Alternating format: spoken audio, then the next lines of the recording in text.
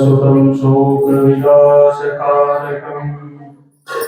नमामि विघ्नेश्वरपादपङ्कजम् शान्ताकारं भुजगशयनं पद्मनाभं सुरेशं विश्वाधारं गगनसदृशं वेदवर्णं शुभाङ्गम् लक्ष्मीकान्तं कमलनयनं योगिविद्यानगम्यं वन्दे विष्णुं भवभयहरं सर्वलोकैकनाथम्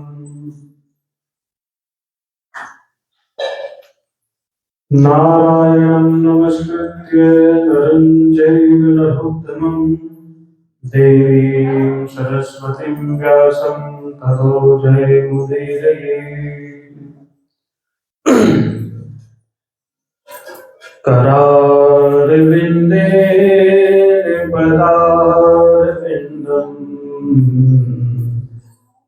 मुखारविन्दे विनिवेशयन्तम्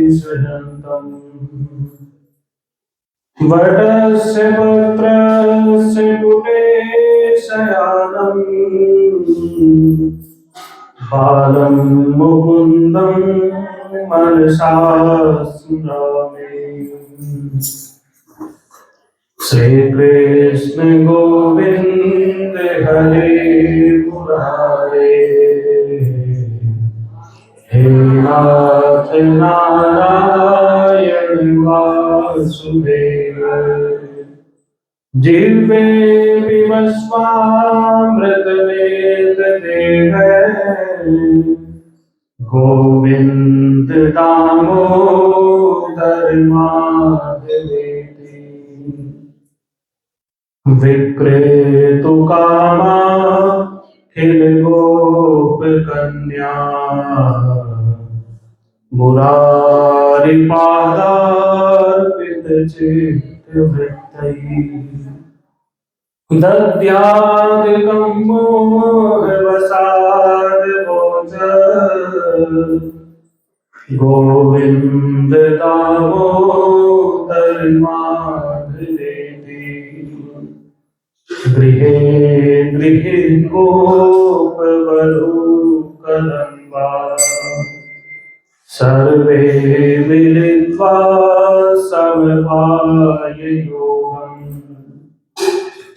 पुण्यानि नामानि पठन्ति नित्यम् गोविन्द दामोदर माधवेति सुखं सयाना निलये निजेपि पुण्यानि नामानि विष्णो प्रवदन्ति मृत्या ते निश्चितं तन्मयतां व्रजन्ति गोविन्द दामोदर माधवेति जिह्वे सदैव भज सुन्दराणि नामानि कृष्णस्य मनोहराणि समस्त भक्तार्ति विनाशनानि गोविन्द दामोदर माधवेति सुखावसाने विरमेव सारम् दुःखावसाने इदमेव गेयम् देहावसाने विदमेव चाप्यम् गोविन्द दामोदर माधवेति जिह्वे रसज्ञे मधुरप्रिया त्वम् सत्यं हितं त्वां परमं वदामि आवर्ण्येथा मधुराक्षराणि गोविन्द दामोदर धर्मादिवेति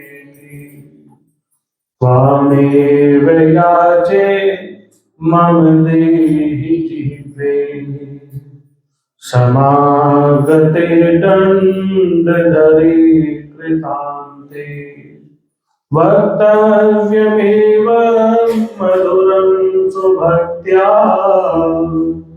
गोविन्द दामोदर माधवेति। श्री कृष्ण राधा वर गोकुलेश गोपाल गोवर्धन नाथ विष्णु जिह्वे विवस्वामृतवेद देवे गोविन्द दामोदर माधवेति। श्री कृष्ण गोविंद हरि मुरारे हे नाथ नारायण वासुदेव जिह्वे विवस्वामृतवेद देवे गोविंद दामोदर। बोलिए श्री कृष्णचंद्र भगवान की, श्री दामोदर भगवान की। ये जो कार्तिक मास है, इस कार्तिक मास में भगवान श्री कृष्ण के लिए इस स्तोत्र का पाठ करना बहुत शुभ कारक माना जाता है। यह स्तोत्र जो भगवान श्री कृष्ण को कार्तिक के महीने में भगवान के सम्मुख सुनाता है, भगवान को सुनाता है, भगवान श्री कृष्ण उस पर प्रसन्न होते हैं। कार्तिक मास का दूसरा नाम दामोदर मास भी है। इस मास को दामोदर मास भी कहते हैं। कार्तिक मास समस्त मासों में अत्यंत पुण्यशाली मास है। विशेष रूप से भगवान श्री कृष्ण के भक्तों के लिए, भगवान विष्णु के अर्चकों के लिए, भगवान नारायण के उपासकों के लिए इस महीने का बड़ा महत्व है। केवल भगवान विष्णु ही नहीं, हमारे सनातन धर्म में जिन 5 देवताओं की उपासना का हमें आदेश दिया गया है, जिन 5 देवताओं की उपासना करने का हमें कहा गया है, उन 5 देवताओं से संबंधित व्रत और त्योहार इस कार्तिक के महीने में आते हैं। शुभारंभ भगवान ब्रह्मा जी के व्रत के साथ होता है। पूर्णिमा का दिन ब्रह्मा जी के लिए है। उसके पश्चात गणपति जी का दिन आता है जो आज है, और फिर माता का दिन आहुति अष्टमी, भगवान शिव का दिन और भगवान विष्णु का दिन, सूर्य का दिन, जिसमें सूर्य षष्ठी व्रत है। इतना बड़ा व्रत है सूर्य के लिए। ये महीना ऐसा है जिसमें 5 देवताओं की उपासना होती है। तो आज गणेश चतुर्थी है, जिसको साधारण भाषा में करवा चौथ कहते हैं, लेकिन वह करक चतुर्थी व्रत है। आज के व्रत में करक भगवान गणपति जी की पूजा में मिट्टी के घड़े का बड़ा महत्व है। आगे कथा में वर्णन आएगा। और यह व्रत किसे किसे रखना चाहिए यह भी यहाँ बताया गया है। आइए बिना विलंब किए आज के इस व्रत की कथा का श्रवण करें। बोलिए श्री गणेश जी महाराज की, उमापति महादेव की। यह जो कथाएं हैं यह पद्म पुराण से ली गई है। 18 पुराणों में एक पुराण है पद्म पुराण, उसी के आधार पर यह कथा कही जाती है। नारद जी और राजा पृथु का यह संवाद हो रहा है। राजा पृथु नारद जी से कहते हैं, विष्णु पूजा त्वया प्रोक्ता सेतिहासं श्रुतं मया, अन्येषां चापि देवानां कार्तिके व्रत मादिशः।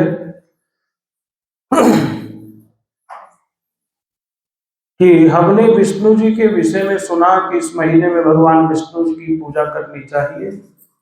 क्या किसी अन्य देवताओं की भी पूजा होती है? तो किस अन्य देवता की पूजा होती है ये भी बताइए। तब श्री नारद जी बोले, कार्तिक मास में ब्रह्मा जी, गणेश जी, अहोई माता, लक्ष्मी माता, इन सबके व्रत किए जाते हैं। कार्तिक शुक्ल पूर्णिमा को ब्रह्मा जी का व्रत होता है। कार्तिक मास के कृष्ण पक्ष की चतुर्थी तिथि को गणेश जी का व्रत होता है। सप्तमी और अष्टमी को अहोई माता का व्रत होता है। अमावस्या को भगवती लक्ष्मी का व्रत होता है। षष्ठी तिथि को सूर्य नारायण का व्रत होता है। राजा पृथु ने कहा, हे नारद जी, श्री गणपति जी का व्रत चतुर्थी तिथि को रखा जाता है, इसका क्या कारण है और इस व्रत को रखने का क्या फल है? तब श्री नारद जी कहते हैं कि हे राजन, यह व्रत ऐसा व्रत है जो समस्त मनोकामनाओं को पूर्ण करने वाला है। पवित्र व्रतों में इस व्रत की गणना होती है। इस व्रत को करने से सारे पाप नष्ट हो जाते हैं और पुण्य की प्राप्ति होती है। किसी को अपने पापों से मुक्ति पानी हो, किसी को अपने पापों का विनाश करना हो, तो कार्तिक मास में इस व्रत को करना चाहिए। और यह व्रत जरूरी नहीं कि केवल महिलाएं ही रखें, इस व्रत को पुरुष भी रख सकते हैं। ये केवल ऐसा व्रत नहीं है कि जिसमें ब्यूटी पार्लर में जाया जाए, सजा जाए, संवरा जाए और महंगे महंगे कपड़े गहने पहने जाएं और बस व्रत पूर्ण हो गया। नहीं, इस व्रत का संबंध महिलाओं से है, इसमें कोई दो राय नहीं है, लेकिन इस व्रत का संबंध महिलाओं से ज्यादा भगवान गणेश से है। तो अपने शरीर की चिंता करने से ज्यादा भगवान का चिंतन करना चाहिए। आप माताएं जिन्हें सजना संवरना अच्छा लगता है, और सनातन धर्म की भी यह परंपरा है कि जो भी शुभ कार्य होता है, शुभ समय में माताओं को नए नए वस्त्र पहनने चाहिए, आभूषण पहनने चाहिए, श्रृंगार करना चाहिए।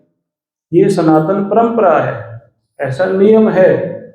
मेहंदी लगानी चाहिए, महावर जो लगाते हैं उन्हें महावर लगाना चाहिए, 16 श्रृंगार करना चाहिए। लेकिन इस श्रृंगार के मूल महत्व को भी समझना चाहिए कि यह श्रृंगार हम क्यों कर रहे हैं। यह व्रत पति के लिए नहीं है, यह व्रत गणेश जी के लिए है। ये बात भी समझो कि हम व्रत किसके लिए कर रहे हैं। यह व्रत गणेश जी के लिए है। इस व्रत का फल हम अपने पति को देना चाहती हैं। लेकिन व्रत करते हुए मत सोचना कि मैं अपने पति की पूजा कर रही हूँ, पति का व्रत रख रही हूँ। नहीं, पति के मंगल कामना के लिए इसका व्रत रख रही हूँ, गणेश जी का व्रत रख रही हूँ। इस दिन गणेश जी का अधिक से अधिक स्मरण होना चाहिए। इस दिन गणेश जी की पूजा सबसे ज्यादा होनी चाहिए। और केवल स्त्रियां ही नहीं, पुरुष भी इस व्रत को रख सकते हैं। पुरुषों को भी इस व्रत को रखने से उनको आरोग्य की प्राप्ति होती है, धन संपत्ति वैभव की प्राप्ति होती है। स्त्री हो चाहे पुरुष हो, इस व्रत को अवश्य रखना चाहिए। और यहाँ तो इस बात को कहते हुए नारद जी कह रहे हैं कि यह व्रत तो किसी के लिए त्यागने योग्य नहीं है, सब इस व्रत को रख सकते हैं। कन्या भी रखना चाहे तो कन्या भी रख सकती है।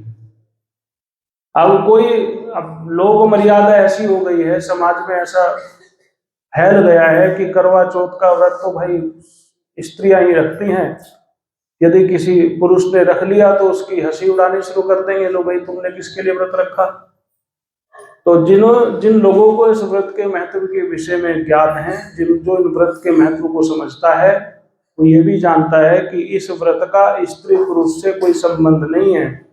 यह व्रत भगवान गणपति जी के लिए रखा जाता है। और जो पूरे वर्ष गणेश चतुर्थी का व्रत रखते हैं, वो पुरुष भी इस व्रत को रखते हैं। तो पुरुष भी व्रत रखें तो अच्छा है, महिलाएं व्रत रखें तो अच्छा है ही।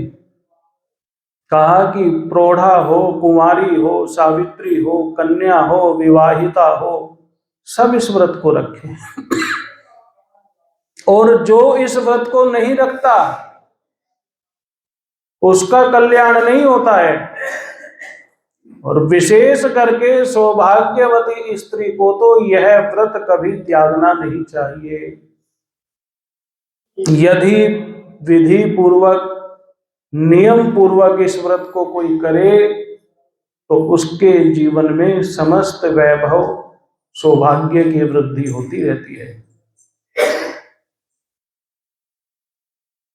यदि इस व्रत को करे तो उसका निश्चय ही कल्याण होता है। भगवान नारद जी कह रहे हैं कि जो भी कन्या इस व्रत को रखती है उसको उत्तम पति की प्राप्ति होती है। एक मन होकर के सुनिए, तृतीया तिथि का नियम करना चाहिए। चतुर्थी तिथि में प्रातः काल स्नान करके अपनी पूजा आदि से निवृत्त होकर के चंदन आदि से गणेश जी की पूजा करनी चाहिए और पूजन करके गणेश जी के व्रत का संकल्प करना चाहिए। सायंकाल में गणेश जी की पूजा करनी चाहिए। इसके पश्चात चंद्रमा निकलते ही चंद्रमा को अर्घ देना चाहिए। स्वयं भी क्रोध आदि त्याग करके भोजन करना चाहिए। भगवान गणपति जी स्तुति करने से प्रसन्न होते हैं, इसलिए गणपति जी के मंत्र का उच्चारण करके उन्हें प्रणाम करना चाहिए। कोई गणेश जी का मंत्र याद हो तो गणेश जी को सुनाना चाहिए। गणेश जी की परिक्रमा करनी चाहिए और गणेश जी को एक मुट्ठी अनाज चढ़ानी चाहिए, अन्न चढ़ाना चाहिए और शेष अन्न अपने परिवार की कुल वृद्धा को दे देना चाहिए। जो घर की बड़ी बूढ़ी माताएं हैं उनको देना चाहिए। कोई नव विवाहिता हो जब इस व्रत को रखे तो उसके लिए क्या नियम है? 10 अष्टक आदि दक्षिणा युक्त देने से कृत्य का पुरुषों को कहा गया है कि 10 अष्टका युक्त दक्षिणा देनी चाहिए। जो क्या है?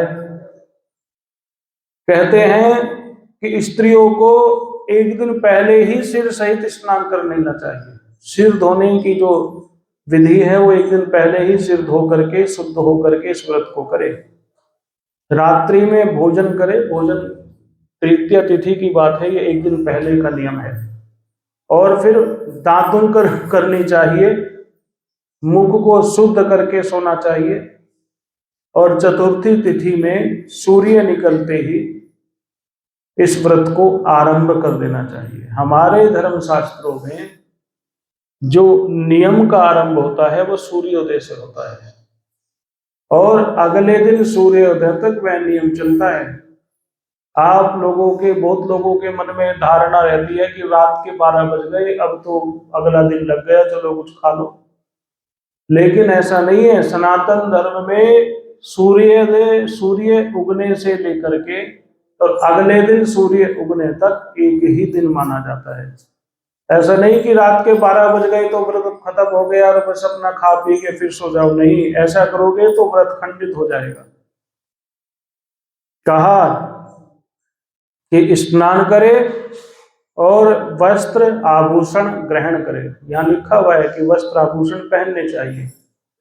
जिसके घर में सब कुछ होते हुए भी जो स्त्री दरिद्रा का रूप धारण करके घूमती है, घर में है और पति को कहे मेरे पास तो साड़ी है ही नहीं, मैं कहां से पहनूं, मुझे ला के दे नवी साड़ी। नहीं, नए वस्त्र पहनने का कोई नियम नहीं है कि नई ही साड़ी पहननी है, पति को 50 रुपए का कर्जा चढ़ाना है। नहीं, वस्त्र स्वच्छ हो, धुले हुए हो, आभूषण भी पहने, वस्त्र भी पहने।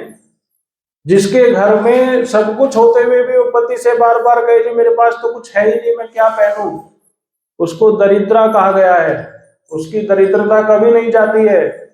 इसलिए घर में हो तो उसको संभाल करके रखे और अवसरों पर पहने। रोज पहन करके घूमने की कुछ वस्तुएं नहीं होती, कुछ वस्तुएं ऐसे अवसर पर पहननी चाहिए जब कोई शुभ कार्य हो। तो फिर आभूषण धारण करे, वस्त्र धारण करे, ऐसा लिखा हुआ है। और शाम के समय विशेष रूप से गणपति जी की पूजा करें। पात्र में 10 अष्टका रख करके घी का दीपक जलाए और बर्तनों के अंदर उस कलश को, बर्तनों के बीच में उस कलश को रख करके अपना पात्र हाथ में ले लेवे और उसको 10 बार चूम करके उसको प्रेम पूर्वक प्रणाम करके मंत्र का उच्चारण करे। ऐसी प्रक्रिया जो है, जो इस पद्म पुराण में लिखी है, ऐसी इस प्रक्रिया पंजाबी समाज में महिलाएं करती हैं। पहले हमारे मंदिर में भी महिलाएं आकर के शाम को कथा करती थी, तो हमने देखा है। तो वो जो कलश है जिसके अंदर दीपक जल रहा है, वो फिर महिलाएं उसको घुमाती हैं, चलाती हैं, एक दूसरे को देती हैं और कहती हैं कि हे सौभाग्य, स्वामी को आयुष मानकर और इस पात्र को कार्तिक की चौथ को ग्रहण कर, हे सौभाग्यशाली, सारी इच्छाओं को पूर्ण करने वाला यह करवा हमारे हाथ से लो, आंखों की ज्योति को बढ़ाने वाला यह दीप ग्रहण करो। इस प्रकार के इन मंत्रों को 9 बार उच्चारण करके अपने पात्र को चलावे। 10वीं बार इस मंत्र का उच्चारण करके कहे कि हे बाले, इच्छा पूर्वक इस करवे को ग्रहण करो, जिससे कि हम और तुम दोनों पर गणेश जी सदैव प्रसन्न रहे। 21 बार दक्षिणा पूर्वक इस प्रकार करके और फिर वो पात्र ब्राह्मणों को, गुरु को या वृद्ध माताओं को प्रदान कर देवे। फिर ब्राह्मण के द्वारा कथा सुने। चंद्रमा जब उदय हो जावे तो चंद्रमा को अर्घ देवे, फिर दान आदि करके खाना खावे। इस प्रकार वर्ष में एक व्रत रखने से पूरे वर्ष स्त्री सौभाग्यवती रहती है। यदि कोई स्त्री मोह के कारण, लोभ के कारण, अहंकार में फंस करके ऐसा नहीं करती तो उसका दीर्घजीवी स्वामी भी शीघ्र नष्ट हो जाता है। इसलिए स्त्रियों को यह व्रत कभी त्यागना नहीं चाहिए। राजा पृथु कहते हैं कि सारे महीनों में गणेश जी का यह व्रत एक जैसा महत्व रखता है। पृथु कह रहे हैं ऐसा तो नहीं है कि गणेश जी का व्रत कार्तिक के महीने में ही आता है, ये तो हर महीने आता है और हर महीने का व्रत अपना महत्व रखता है। तो कार्तिक के महीने में ही इस व्रत को रखने का इतना महत्व क्यों है? और इससे पहले इस व्रत को किसी ने रखा है? तो भगवान श्री नारद जी कहते हैं, सुनो, भद्रावती नाम की एक नगरी थी, उसमें सुधर्मा नाम का एक राजा था। देव होम कर सुकर शर्मा, देव होम, सुशर्मा, जय शर्मा, सुशोभन, उसके 4 पुत्र थे। उसकी एक कन्या भी थी जिसका नाम था वीरवती। देवव्रत नाम के एक पुरुष के साथ उस कन्या का विवाह हुआ और दोनों सुख पूर्वक रहने लगे। अचानक ही एक दिन घर में बैठे बैठे देवव्रत को सर्प ने काट खाया और वीरवती ने जब यह देखा तो विलाप करने लगी। उसके रोने को सुनकर के चारों भाई वहां आ गए, माता पिता भाभी और सारे नगरी वहां एकत्रित हो गई। तभी वहां ऋषि पुलत्स्य जी आए। राजा सुधर्मा ने उन ऋषि पुलत्स्य के चरण पकड़ लिए और चरण पकड़ करके कहा कि मुझे ये बताइए महाराज, मेरी कन्या किस पाप के कारण विधवा हुई है, किस प्रकार यह संकट दूर हो सकता है? ऋषि पुलत्स्य ने कहा कि आपकी पुत्री ने पूर्व जन्म में गणेश चतुर्थी का व्रत नहीं किया था, इसी कारण यह विधवा हुई है। अब यह व्रत रखे और अपनी स्त्रियों, भाभियों से, वृद्धाओं से व्रत की कथा सुने। मैं तुम्हें यह कथा सुना रहा हूं। एक समय ब्रह्मा, विष्णु, रुद्र और सारे देवता, सारे ऋषि एकत्रित हुए और कहा कि हमारे तपस्वी जीवन में अनेक प्रकार के विघ्न उत्पन्न होते रहते हैं। देवताओं ने कहा कि हमारे भी जीवन में अनेक राक्षस अनेक बार विघ्न पैदा करते हैं, इन विघ्नों को कैसे नष्ट किया जाए, कैसे हमारा जीवन सुख में बीते। तो ब्राह्मणों ने कहा कि देखो, गणेश जी ही समस्त विघ्नों को नष्ट करने वाले हैं। सब मिलकर के गणेश जी की उपासना करें तो निश्चय ही हमारे जीवन के सारे विघ्न समाप्त हो जाएंगे। सब देवताओं ने आकर के गणेश जी से प्रार्थना की कि गणपति जी, हम आपको वरदान देना चाहते हैं। गणपति जी ने कहा ठीक है। गणेश जी ने कहा, कार्तिक मास के कृष्ण पक्ष की चतुर्थी तिथि को जो कोई स्त्री हमारा व्रत रखे उसका स्वामी दीर्घजीवी होवे, पुरुष भी इस व्रत को रखने से आयुष्मान होवे, यही हमें वरदान दो।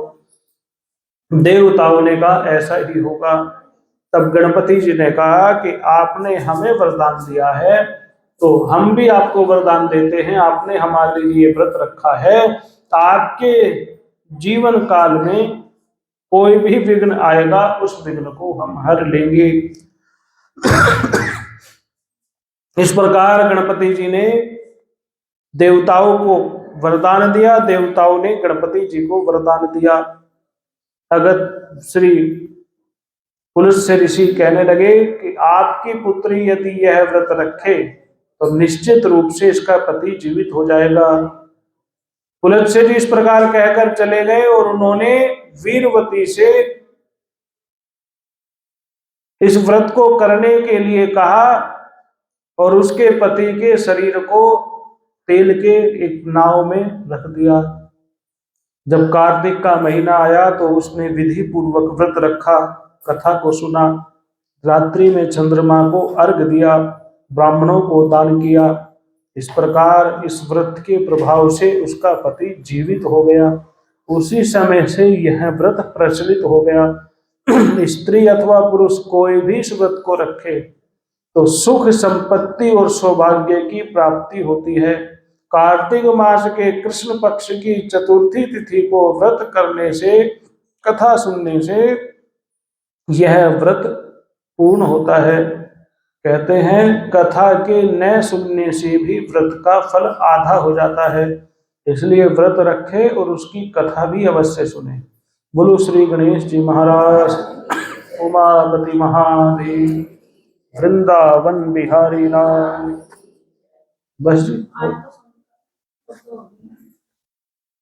दो होगी।